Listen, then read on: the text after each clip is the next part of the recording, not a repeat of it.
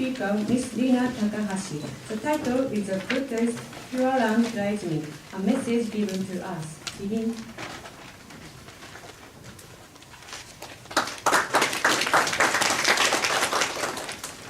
The Buddhism Pure and Hiraizumi, a message given to us. The view from Kanzan was just so beautiful that I could not find the right words to express my feelings. The harmonious sound of the wind and leaves was comforting. I wondered whether Kyohira, the first generation of Fujiwara family, could have seen how peaceful this place was. Perhaps he had many thoughts about this place. The other day, our ESS club had Mr. Kono, an English-speaking tour guide, show us around Hiraizumi. Listening in English to the history of Hiraizumi and the circumstances of its designation as a World Heritage Site was just astonishing. The name Kanzan comes from the same kanji as the word for checkpoint or sekisho. Since the checkpoint was on the mountain, they named it Kanzan. It was Kyohira's wish to make a peaceful place without any checkpoints. Almost 900 years later, our ESS club visited Hiraizumi. I was so moved by the golden hall.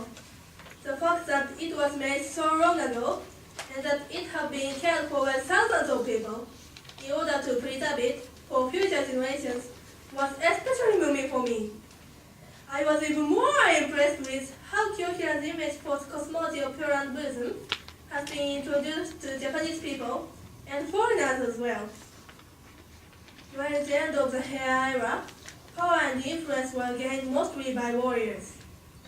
I think wanting a place where everyone could go after death, no matter what they did in life, must have been an idea ahead of its time. Kyohira's parent was a place where both friends and enemies could live as equals without fighting for eternity. Since Kyohira's family was killed by his enemies during this time, I think it must have been rare for a person in his position to have so much compassion for all people. After Kyohira, Hiraizumi managed to remain peaceful for 100 years. It was the conflict between Minamoto Yoritomo and his half-brother Yotsune that put the 100-year peace to an end. Yotsune was said to be a tactical genius, a skilled swordsman, and a great leader of all. I have wondered why a man of so many talents would have to rely on Kyohira's grandchild Hirihira to hide him. In the end, Yotsune ended up killing himself after Hidehira died.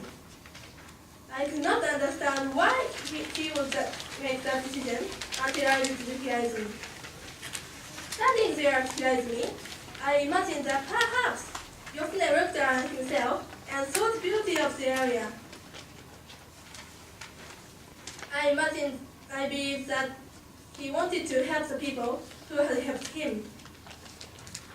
Instead of bringing war to the Fujiwara family, he would take his own life to help preserve everything they have worked for. By living with them and being exposed to a real example of Kyohira's image of the Pure Land, I believe his mind might have changed from wanting war to wanting peace. What if Yotsune taken up his sword and brought the fight to Hiraizumi? We might not be able to appreciate Tsusoji today. Kyohira's legacy might not have been passed down from generation to generation. 2015 will mark 70 years since the end of World War II for Japan.